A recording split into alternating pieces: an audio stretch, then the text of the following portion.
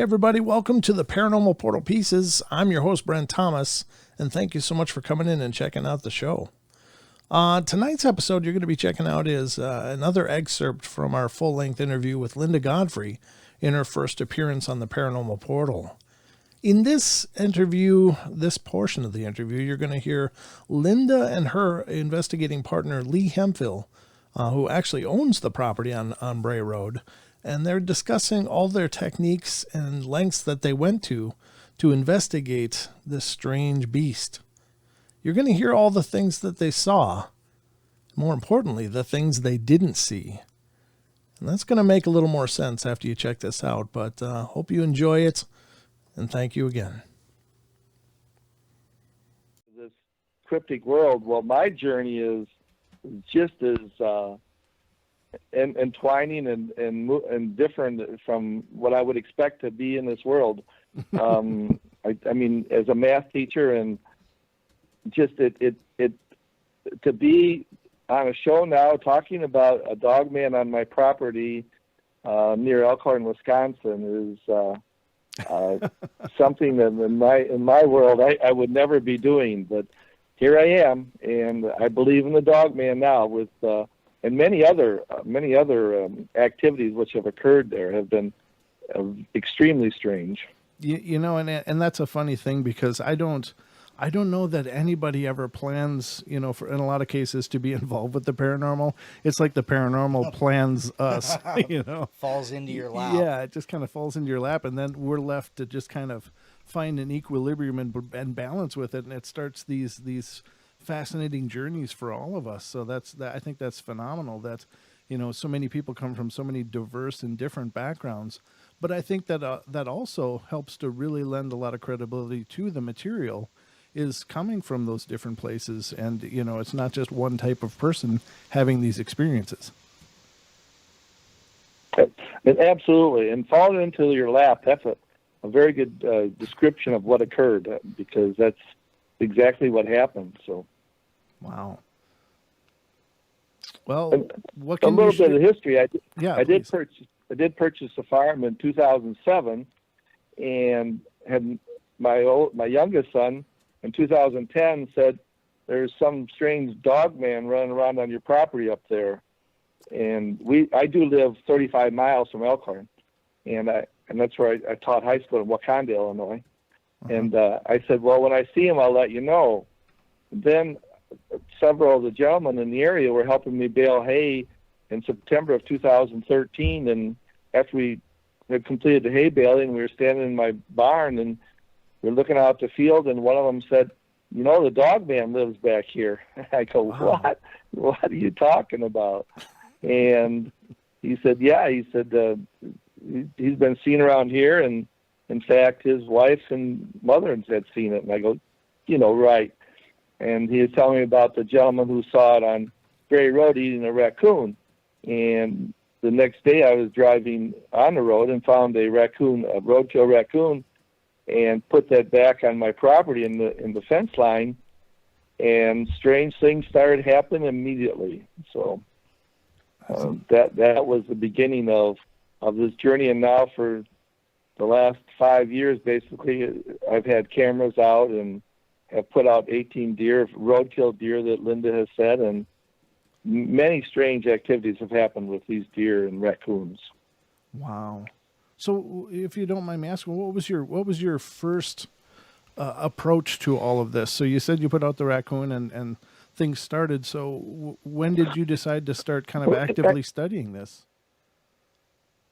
Well, I'm an outdoors person. I've hunted and done a lot of outdoor activities, and I put the raccoon out, and I threw it on my fence line. Well, in September, the fence line is very tall, 3 feet tall, the grass is.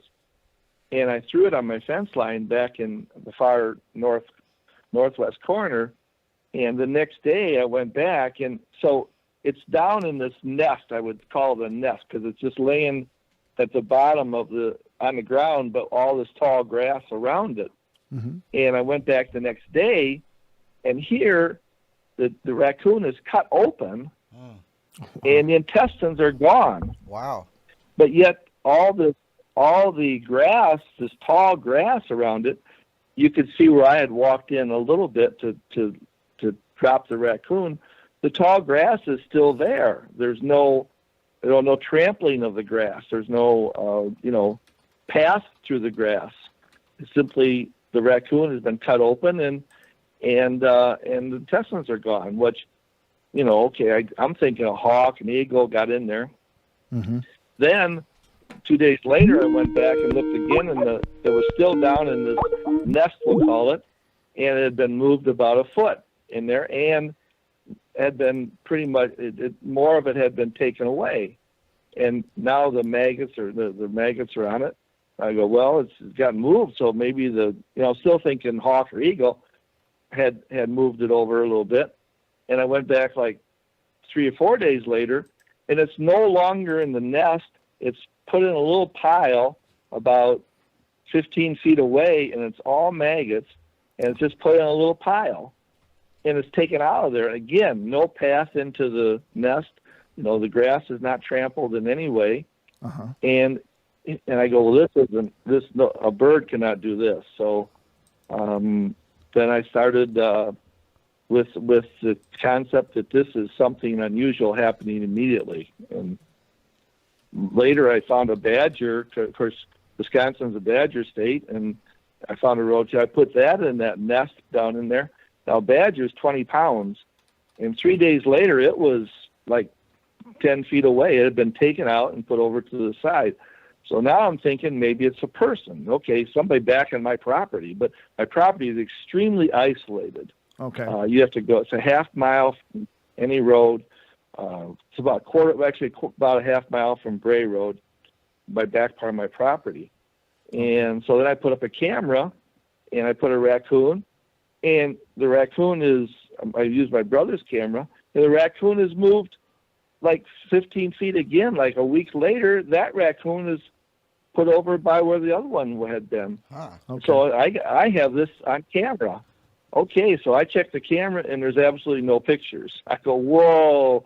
Okay, so I told my brother his camera was malfunctioning, so I bought another camera, and at that time it was the first deer that I found on the roadkill, and put that out there, and it was carried away. I mean, it was gone, and all I have on my camera is mist, the white mist. I don't know what pictures Linda has sent you, but I get this white mist or a black mist or brown mist on many of my pictures, and then the deer is moved or gone. Wow. Can you just hold on a second, Lee? We did end up losing Linda, so I'm trying to get her back on again. I tried to just reconnect with her now. Are you there, Linda? No, she's not. Okay. Let me see if I can get her back on the call here. I see she's typing now, but we'll get her back. She's not getting away from us that easy. Okay. Welcome to the portal. Okay. All right. Let me. Yes, you went into a portal. This to continue how it then in November of 2013, I'm also finding these tracks. They're 5-toed, 7-pad tracks, and I've seen this track hundreds of times. And in fact, the one deer had been carried away. I could see where it had been carried through my fence line and then carried through a cornfield. And these 5-toed, 7-pad tracks were numerous. I tracked it for a half mile through the cornfield. And I have a hayfield, but my neighbor had a cornfield. Oh. And I tried to get people to look at this track, and nobody would. They said it was a deformed coyote or abnormal coyote or wolf, and I go, well, it's not. So that's when I contacted Linda, and I'd like for Linda to be on to tell her to talk about our first experience. Sure. When I contacted her and had breakfast, and then we went out to the farm. Okay, I think she's back with us now. Are you there, Linda? I am. I don't know where I went. I just kind of fell into the vortex for a few minutes there. We call it a portal. It's a portal. It's a portal, yeah. Portal.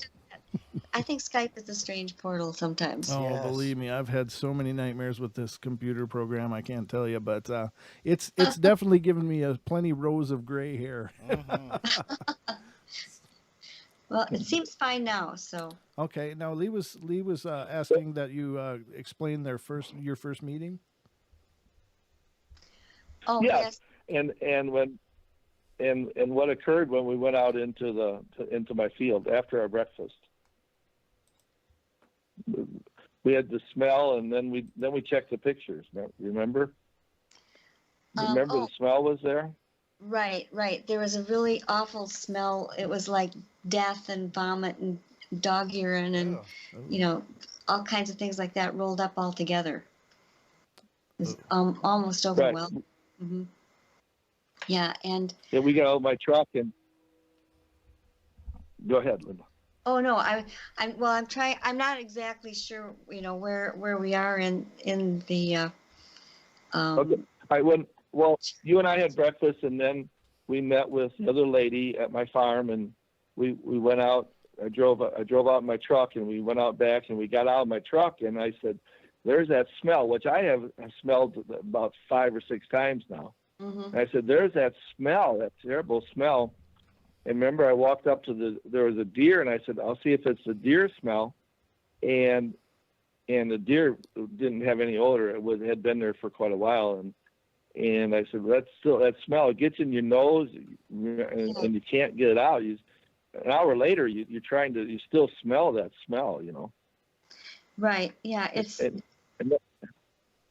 bad. We'll just say it's bad. And I never smelled it again to that intensity, even though we had some deer that were like literally one.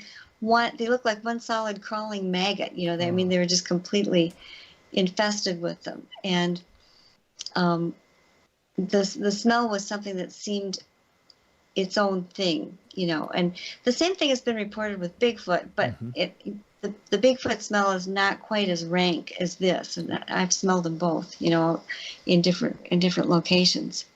Wow. But so I don't know what else you've exactly told them, Lee, because I was out there, so I'll let you just continue.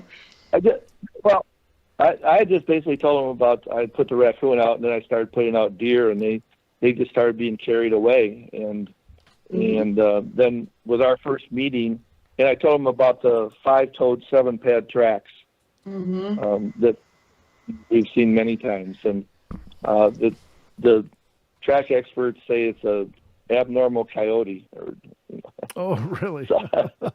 But they're way too big for yes, coyote tracks. Don't look anything like these, and are not as big, and also these are deeply imprinted into what is often dry soil. Where if you try and reproduce it, you can't, but it's several inches down into the soil. And I know that in one case, it was that 60-pound deer that you had out there, Lee, that, yes. Right, that when he came back to see what had happened to it, the deer was gone, but there were these tracks, and it was easy to sort of follow the trail. It had to go either through or over or under a barbed wire fence into the next field, and they were only the hind leg prints. It was walking bipedally at this time. And I know that Lee, and that was your brother that was with you. I can't remember exactly. One of my hired hands at that time. One of your hired hands walked with you, tracked it through a field till you came to a road, and then it ended. And the weird thing was that when Lee checked his trail cam, he discovered that it wasn't visible to the naked eye, but it was really exciting to get to look at the trail cam and say, "Oh boy, now we can see what took this thing away." And instead, the deer is lying there, and then all of a sudden there's this discrete misty form that is above the deer and obscuring it, and it's there for about half an hour with multiple triggerings of the trail cam, and then all of a sudden it's gone. Wow. And the deer is gone. Oh, really? Right. And wow. Yes, that's correct. Hey everybody, thank you once again for checking out this episode. I sure hope you loved it. It's always an honor for me to have done these episodes, and to listen back to them is sure a feeling of great pride. But thank you so much for being a part of this and for taking your time to check them out. We sure hope that you'll subscribe and hit the bell so that you're notified anytime any new episodes of Paranormal Portal Pieces comes up. But we also hope that you'll check out our YouTube channel at youtube.com/paranormalportal for the full-length interviews and shows that we do over there. And we do live shows every Wednesday through Sunday night. And so there's always something cooking over there, and we'd love to have you become a part of that. So check that out. Get subscribed over there as well. And hopefully you'll continue to come back and continue to enjoy the shows. But thank you so much. Have a great night, and hopefully we'll see you soon.